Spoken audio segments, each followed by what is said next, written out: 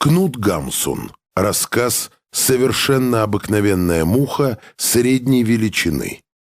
Наше знакомство началось с того, что она влетела однажды в раскрытое окно, пока я сидел и писал, и завела танец вокруг моей головы. Очевидно, ее привлекал запах спирта от моих волос. Я отмахнулся от нее и раз, и другой, но она не обращала на это внимания. Тогда-то я взялся за ножницы для бумаги. У меня есть такие ножницы для бумаги, большие и чудесные. Я пользуюсь ими, чтобы чистить трубку или как каменными щипцами. Я даже вбиваю ими гвозди в стену. В моей опытной руке это страшное оружие. Я помахал ими несколько раз в воздухе, и муха улетела. Но немного спустя она вернулась назад и начала тот же танец. Я встал и передвинул стол к двери. Муха прибыла следом. «Сыграю я с тобой шутку», — подумал я, и я тихохонько пошел и смыл спирт со своих волос. Это помогло. Муха довольно сконфуженно села на ламповый абажур и не двигалась. Так все шло хорошо довольно долгое время. Я продолжал работать и успел много сделать, но постепенно это стало слишком однообразным. Все время видеть эту муху каждый раз, как поднимаешь глаза. Я рассмотрел ее. Это была самая обыкновенная муха средней величины, хорошо сложенная, с серыми крыльями. «Шевельнись-ка чуточку», — сказал я. Она не шевелилась. «Прочь!» — сказал я и замахнулся на нее. Тогда она взлетела, облетела кругом комнаты и опять вернулась на абажур. Отсюда, собственно, и начинается наше знакомство. Я проникся уважением к ее стойкости. Чего она хотела, того она хотела. Она тронула меня также своим выражением. Она склонила голову набок и печально смотрела на меня. Чувства наши сделались взаимными. Она поняла, что я проникся к ней симпатией, и повела себя соответственно. Она становилась все более развязной. Уже днем, когда я должен был выйти, она полетела вперед меня к двери и пыталась мне в этом помешать. На следующий день я встал в положенное время. Как раз когда я, закончив завтракать, собирался начать работу, я встретил муху в дверях. Я кивнул ей. Она прожужжала несколько раз вокруг комнаты и опустилась на мой стул. Я вовсе не приглашал ее садиться, и стул был мне нужен самому. «Прочь!» — сказал я. Она поднялась в воздух на несколько вершков и снова опустилась на стул. Тогда я сказал: «Сейчас я сяду». Я сел. Муха взлетела и уселась на моей бумаге. «Прочь!» — сказал я. Никакого ответа. Я подул на нее, она расселась и не желала удаляться.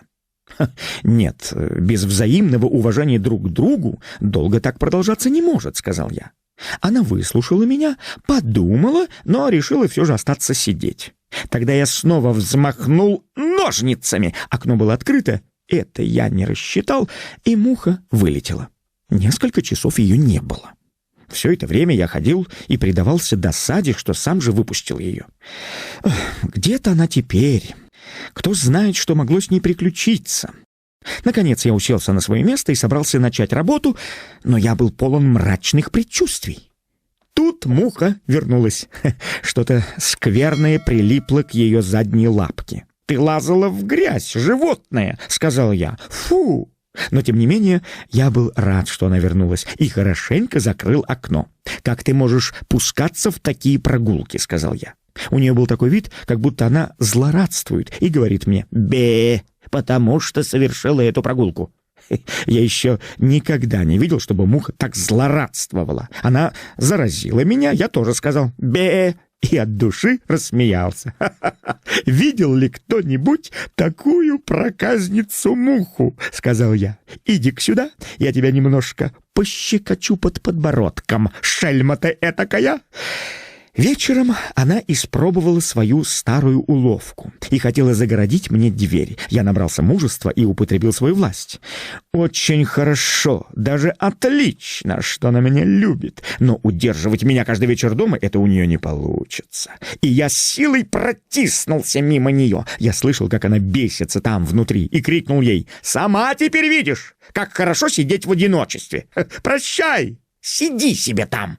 В последующие дни эта маленькая дрянная муха самым различным образом испытывала мое терпение. Если ко мне кто-нибудь приходил, она ревновала и своей неприветливостью изгоняла посетителей. Когда я упрекал ее за такое поведение и хотел дать ей взбучку, она в головоломном витке устремлялась прямо с пола на потолок и усаживалась там, так что у меня голова начинала кружиться. «Ты упадешь!» — кричал я ей, но мои предостережения ничего не давали.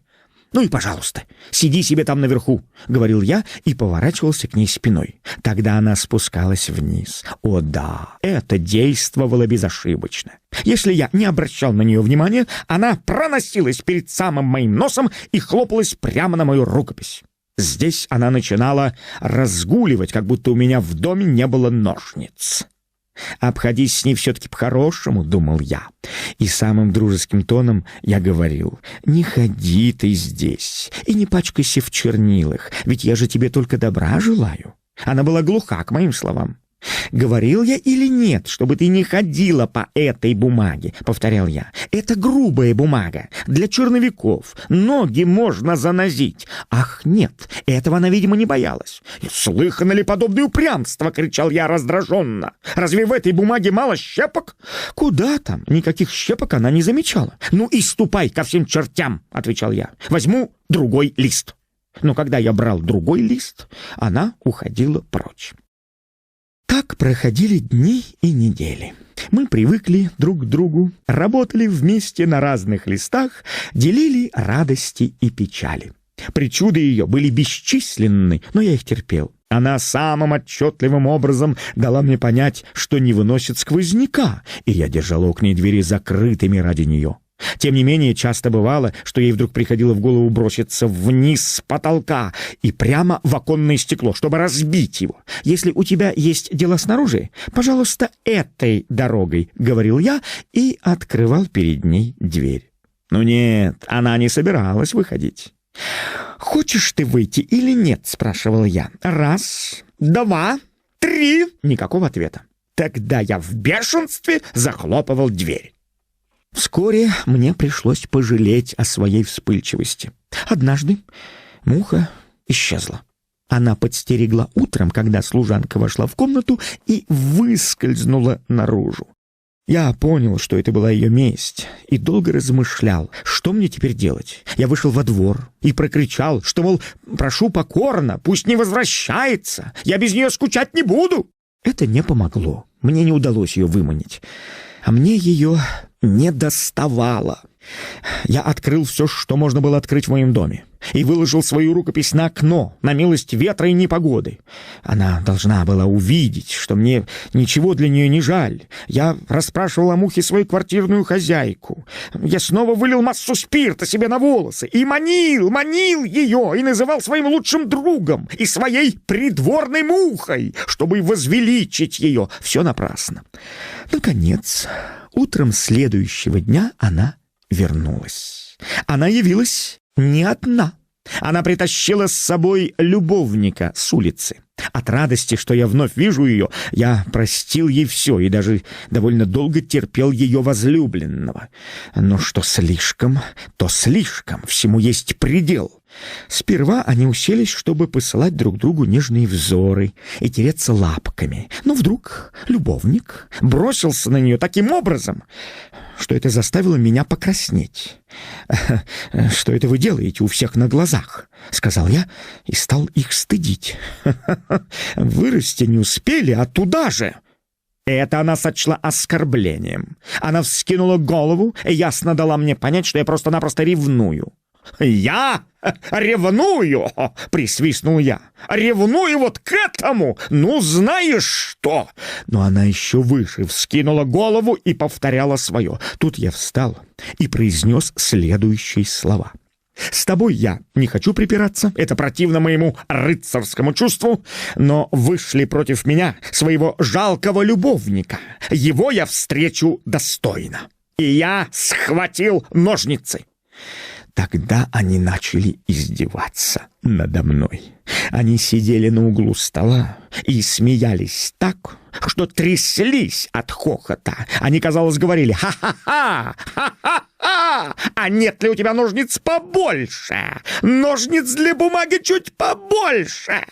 «Я покажу вам, что дело не в оружии», — ответил я. «Я выйду против этого молодчика с жалкой линейкой в руке». И я взмахнул линейкой. Они хохотали все больше и больше и выказывали мне свое презрение самым явным образом. «Что это вы опять начинаете?» — сказал я угрожающе.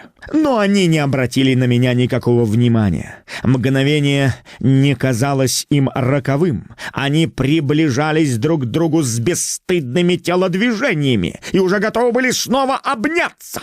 «Вы этого не сделаете!» — закричал я им, но они сделали. Тогда мое долготерпение кончилось. Я поднял линейку, и она упала, как молния. Что-то хрустнуло, что-то потекло. Мой меткий удар положил их обоих на месте бездыханными. Так окончилось это знакомство. Это была всего лишь маленькая обыкновенная муха с серыми крыльями. И ничего в ней не было особенного. Но она доставила мне немало приятных минут, пока была жива.